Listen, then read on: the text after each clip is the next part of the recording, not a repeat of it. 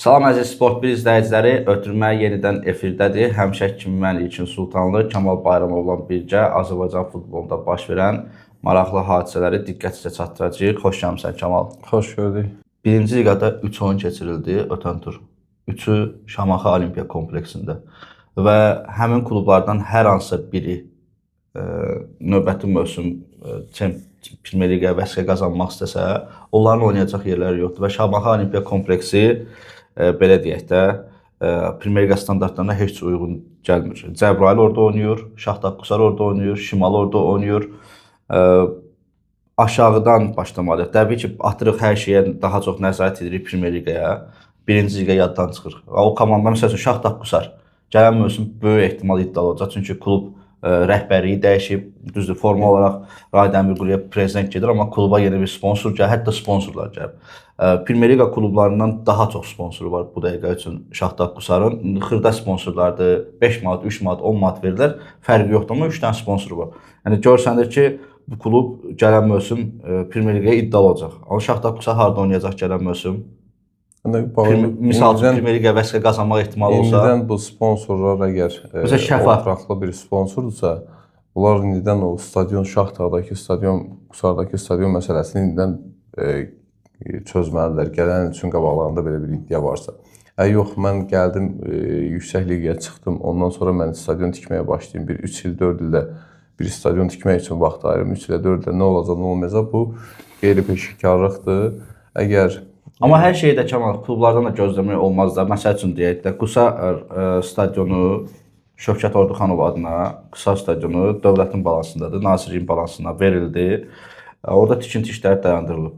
Mingəçevir bu mövsüm iddialılar içərisindədir. Mingəçevir stadionu bir şəxsə təhvil verilmişdi, həmin şəxsə sonra tutuldu. Aləm dəydi bir-birinə. Bir dənə birinci liqada oynayan klublardan sadəcə Səbalin öz stadionu var. O da illərdir Premier Liqada mübarizə apardığına görə Asko Arenada. Mən nə demək istəyirəm? AFFA ilə Gənclər və İdman Nazirliyi arasında da problemlər var, soyuqluq var deyə.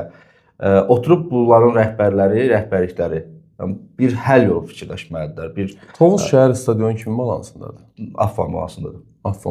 Orada bax, bugünkü gündə Ehtram Quliyev, bax, o stadionda görülən işlər, tikililər, aşağıda tikilən baza, digər stadionun içində o boyda şey tikilir. Aşağıda tikilən baza Tovuzun öz bazası. Olsun. Yəni, stadionun içində tikilən o bina, bəski yaşayış binası. Akademiyanı AFFA tikib verdi, təhvil verdi. Yox, təzə tikilən bina deyil. Təzə tikilən bina yox, Tovuz elədi, amma yəni bu yanaşma da düz deyil. Bu filan yerin balansındadır, filan ki. Əgər sponsor gəlib futbolu inkişaf etdirmək istəyirsənsə, hər kimin balansında olur olsun. Əgər bura nəsə xeyir vermək istəyirsən ki, zaten sabah Ehtram Quliyev Turan Tovuzdan geçsə o bazanı götürüb aparmayacaq ki. Futbolumuz üçün qalacaq. İstifadə verəcək. Amma onun əksini də görürük. Məsəl üçün, İmişli şəhər stadionu MKT-nin balansındadır. MKT futboldan çıxıb gedib deyə indiki İmişli rəhbərliyinə verilmir. Başa Azərbaycan standartlarında bunları AFFA ilə Gənclər və İdman Nazirliyi birləşib tənzimləməlidirlər və yaxud da stadion tikdirirsə, Ehtram Quliyevə deyilməlidir ki, qardaş, bu dövlətin mülkünə gedir. Sən bunu ölkəyə xeyir vermək üçün edirsən. Bunu sabah bir gün istifadə edə biləcəkmi? Tutaq ki, siz gedəndən sonra həmin Turan Tovuz. Bunları nəzarət edəməlidirlər. Bunlar tənzimləməlidir. Turan Tovuzun bu bazasının içində tikilən binaya sabah tutaq Ehtram Quliyev çıxdı, getdi Tovuz. Klubun özünün olmalıdır da. Yəni Turan Tovuz klubunun özü olmalıdır. Bunu götürüb aparmaq, bu tikilmədir, bu betondan, bu dəmir konstruksiya deyil. İcazə vermir istifadə etməyə. Mənə ödəniş eləməlisən deyir. Onda necə olacaq? Yəni bazanın içində, ərazisinin içində olan. Mənə icazə verməz. Məsələn, İmişli stadionda elədir vəziyyət. Stadionun içində. Bəli, stadionun içində mənə ödəniş eləməlisən buradan istifadə etməkdən ötürü.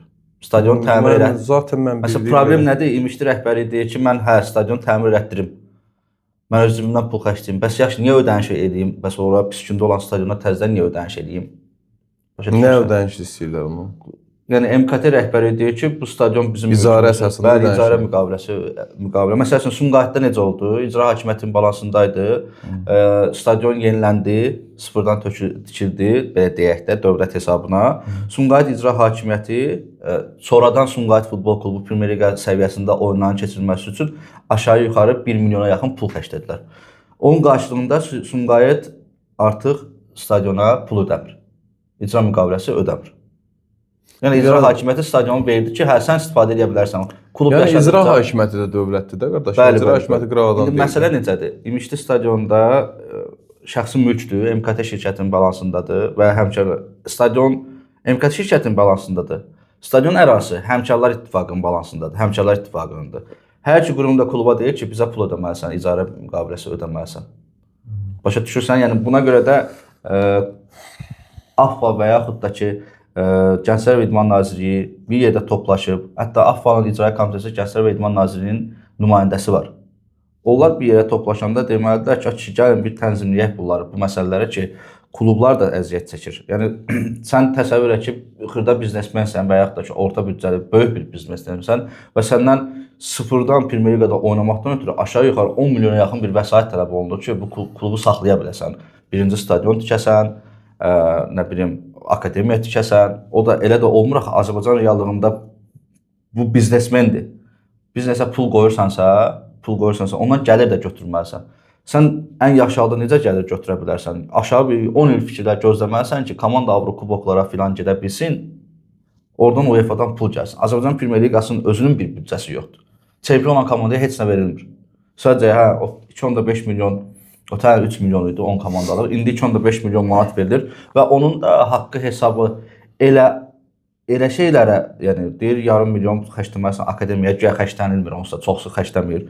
Nə bilim 100 min infrastruktura xərcləməlisən. Hər detalına kimi hesabat verməlisən. Verə bilməyəndə artıq gəlir AFFA deyir ki, sən bunun hesabatını göstərməlisən. Necə olmalıdır? 2.5 milyon dövlət tərəfindən klublara verilməsi çox yaxşı bir şeydir.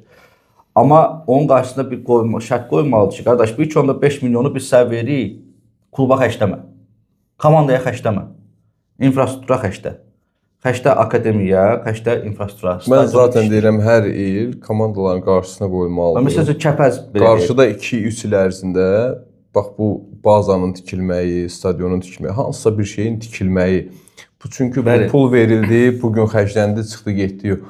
Bunun sabah bu bizim gələcəyimiz üçün, gənclərimiz üçün nəsə tikilib qalmağı. Yoxsa burada mən məsəl üçün aldım 2 milyon yarım aldım və verdim əzəmlərə. Onlar bir il oynadı, çıxdı, getdi. Mənim futbolum inkişaf eləməyəcək. Sözümü kəsirəm, balla kəsim.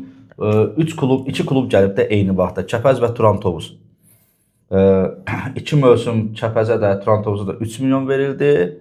İndi 2.5 milyon. 8.5 milyon manat Azərbaycan pulu ilə pul verilib. Hansı daha layiqdir? Təbii ki, Turan-Tovuz layiqdir da. Çünki heç olmasa o 8.5 milyon qarşılığında həm komandaya pul xərclənilib, həm də ki, sən dediyin kimi Tovuzda bir infrastruktur quruldu. Akademiya tikilir, baza tikilir. Bakıda tikilir. Bakıda da tikilib. Öz cibindən də Turan-Tovuz rəhbəri nəsə pul xərcləyib. Amma Kəpəzə verilən pul, mən belə düşünürəm ki, Kəpəz rəhbəri verilən bu havaya uçulub. Stadionu dövlət işləyir. Gənclər və İdman Nazirliyinin balansındadır. Prezidentin sərəncamı ilə, ölkə başçısının sərəncamı ilə hansı ki MDB oyunları keçiriləcəkdi deyə ora Kəpəz stadionu, Gəncə stadionu yenidən quruldu. Kəpəz rəhbərinin Kəpəz stadionuna bir qəpik də xeyri olmadı. Dövlətin pulu getdi bu. Yəni adi vətəndaş dövlətin pulu getdi. 8.5 milyon pul verilib 3 il ərzində Kəpəzə xərclənilib.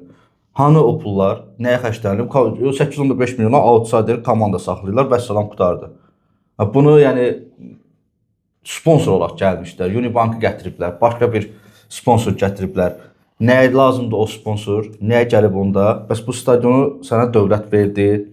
Bu klubu saxlamağa onda elə belə eləyək də, AFFA hər bir adamın götürsün, yönləndirsin hər kluba. Əvvəllər Elxan Məmmədovcunun vaxtı necə idi? Müşahidə Şurasının üzvlərinə AFFA-dan bir adam olurdu. Onda da aləm dəyərdi bilmək ki, AFFA niyə klublara adam göndərməlidir? Onda deyəcəklər ki, sabah Kəpəzlə Turan-Tovuz oynayanda deyəcəklər ki, biri uduzsun, biri uçsun. Yəni onda idman prinsipləri pozulurdu. Bəs yaxşı, indiki Kəpəz rəhbərliyinə, tutaq ki, Araz Naxçıvan rəhbərliyinə, olsun Şamaxı rəhbərliyinə, əgər hər hansısa bir infrastruktur işləri görülmürsə, niyə bu pullar verilir?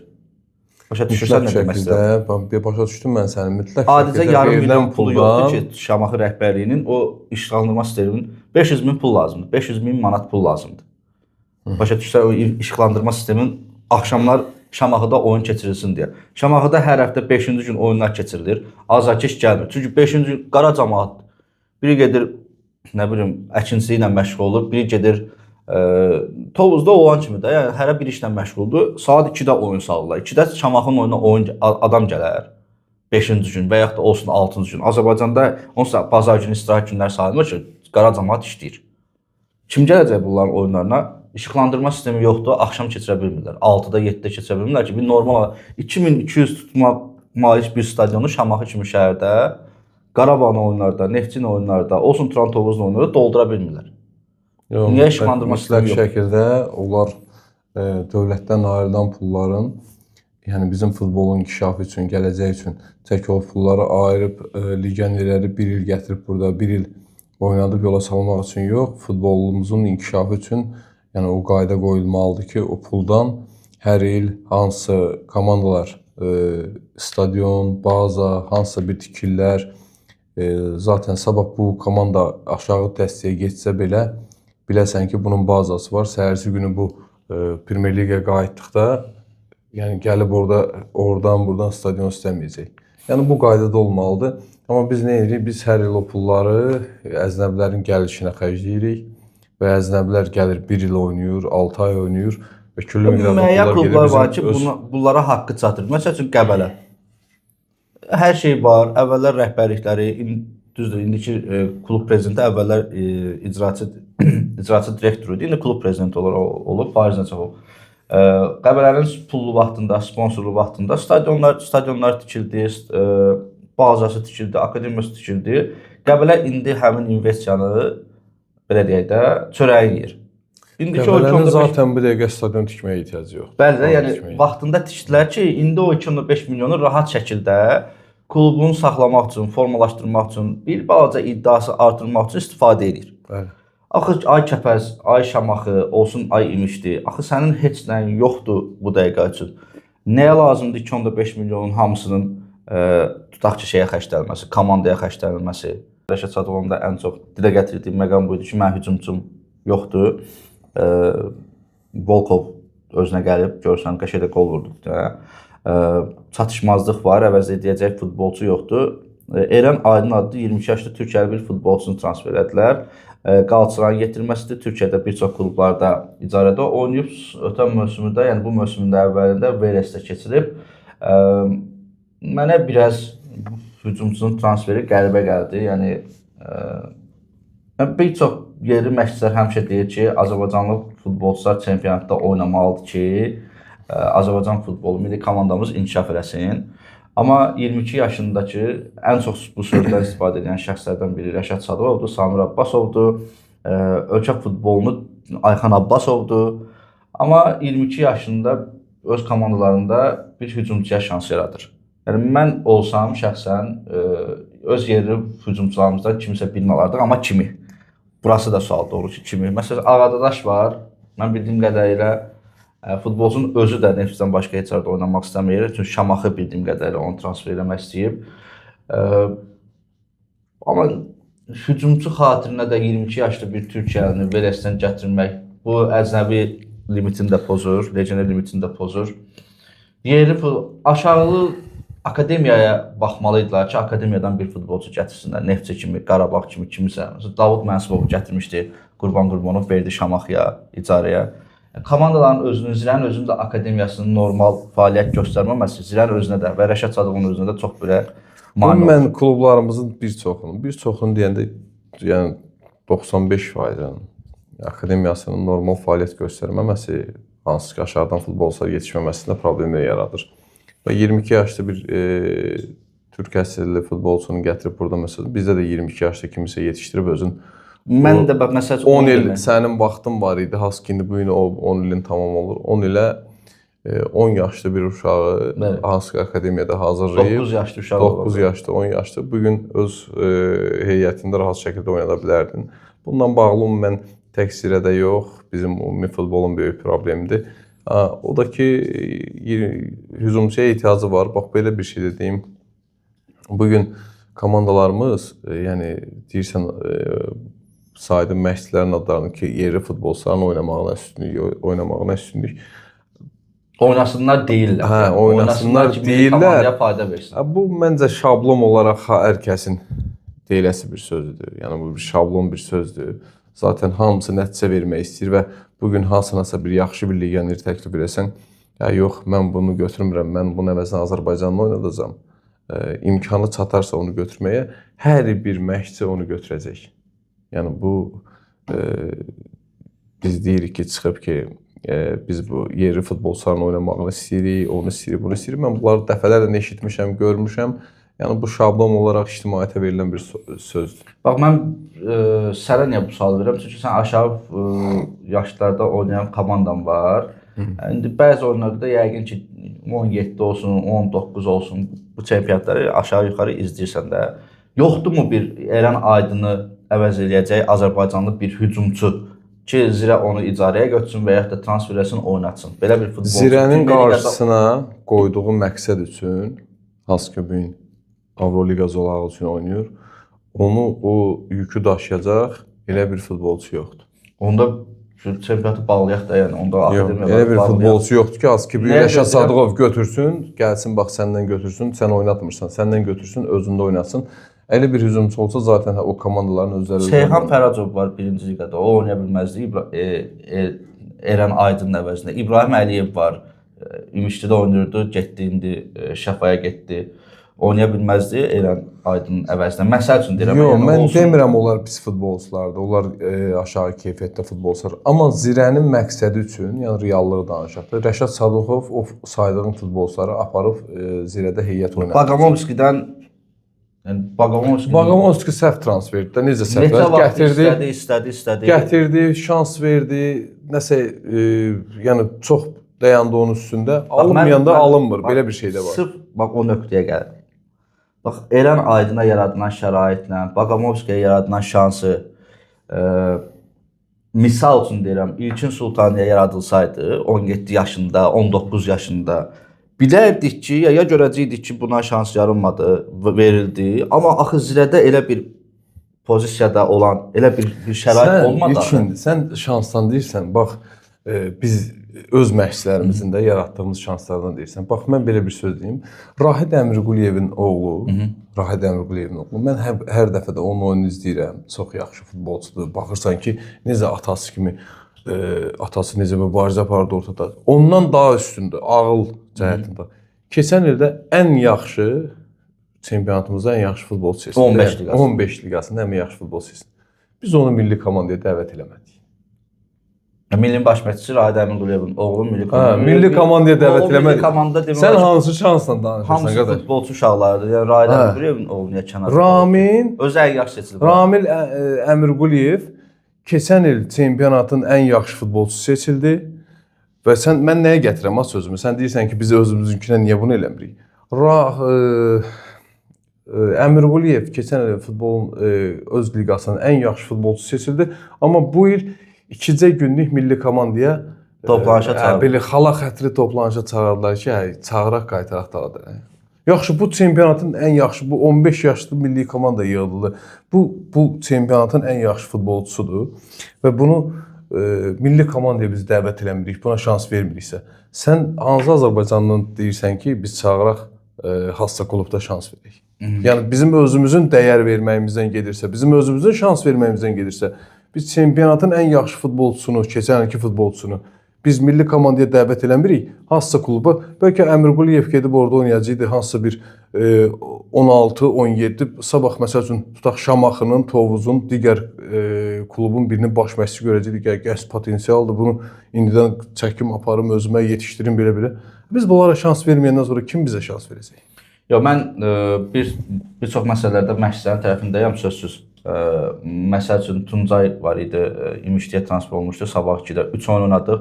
Yəni açığı görsənirdim ki, o sol cinaq müdafiəçisi olaraq George Kaşkilyanı yıxıb sürüyə bilmərik ki, bu dəqiqə üçün o futbolçunu niyə oynatmırsan? Çünki 3 tur, səhv eləmirəmsə 4 tur şans verdi, alınmadı. Yəni o uşaqlıq olmadı da o mövqedə olmalı. İndi ola bilər ki, gedib Daşı Şamaxıda sonra oynaya bilər. Mən nə deyirəm, məsələn, Oruc Məmmədov var bu dəqiqə üçün. Görsən Ayxan Abbasov onu götürdü. Bu dəqiqə üçün Şamaxın ən stabil oynayan futbolçulardan biridir. 2-ci qolunu vurdu səviyyədə. Bəli. Sonra yəni bəzi məşqçilər şans verir. Amma yəni deyirik ki, hücumçu yoxdur. Axı son zamanlar oynayan bir dənə hücumçu Nəriman Axundzadədir, bir dənə də Ağadaş Salyanskidir. Lakin bizim hal-hazırdakı hamı cinahlarda bir dənə bax, sağ-sol cinahlarda Bir də Qarabağda məsəl üçün mərkəzdə Araz Naxçıvanda orada mərkəzdə biz yerli futbolçudan istifadə edirik. Hər məşqçi, müdafiədə, yəni müdafiənin cinahlarında o da istifadə edir belə bir şeylərdən. Digər mövqelərə istər-istəməz məşqçilər daha keyfiyyətli, nəsə axtarırlar, daha nəsə bir yaxşı keyfiyyətli bir futbolçu tapsınlar. Bizim zaten hücumçu potensialımız kəsə-kəsə gedir. Çünki biz hansı ki o Azərbaycanlı oynatmaq limit də yoxdur. O da baş məşqçilərin çoxsunun müdafiəçi olmağı ilə bağlı deyildi. Yox, orada müdafiəçi ilə olmalı. Premier Liqada işləyən məşqçilərin bir dənə Qurban Qurbanovdan başqa indi yerli məşqçilər deyirəm də, indi Kaşqiliyə heç o qədər futbol oynamayıb, səhv eləmirəmsə, Ukraynalı məşqçilərdən də o qədər məlumatımız yoxdur. Yəni amma yerli məşqçilərin çoxsu demək olar ki, müdafiəçi olublar deyə müdafiəçi. Yox, mən onu düşünmürəm müdafiəçi olmaqlarından bağlı. Zaten bu neçə illərdir belə. Hər dəfə məsələn Azərbaycanın limiti olanda da yerli futbolçuları sağ-sol cinah. Qurban Qurbanov Mahiri çıxartdı hücumçu kimi. Nərman Axundzadəni çıxartdı, Musa Qurbanlını çıxartdı. Yəni siz sonurdu, amma yəni nə Rəşad Sadıqov, nə də ki Ayxan Abbasov bir dənə hücumçu yetişdirməyibdi. Ancaq müdafiəçilər və yaxud da yarım müdafiəçi yetişdiriblər. Cəlal Hüseynovu bəhbəhlə təqdim edirdi də Rəşad Sadıqov ki, yəni ölkənin gələcək bir nömrəli müdafiəçisi olacaq. Onu çıxartdı ortalığa, amma tam davam etdirə bilmədi. Mən bu psixologiyanın özləri də müdafiəçi olublar və yaxud da ki, indi Ayxan Abbasov dayaq yarım müdafiəçi və ya sol cinah müdafiədə oynayıb, sağ cinahda oynayıblar deyə. Müdafiə futbolu özləri də oynadıqlarına görə mən düşünürəm ki, yerli məşqçilər Qurban Qurbanovdan başqa onunla belə çıxır ki, sabah mən hardasa bir baş Elvin Cəfərquliyev də elə Ayxan Abbasov yetişdirib də belə pis çıxmasın. Bilirəm. O da müdafiəçidir. Onda mən sabah hardasa bir baş məşqçi olsam, mən deməli qapıçı yetişdirəcəm. Belə görsən. Sən onlar kimi olma. Cəyəran vaxt başa çatdı. Bu həftədə maraqlı mövzularımız oldu. Sağ olun, salamat qalın. Sağ olun.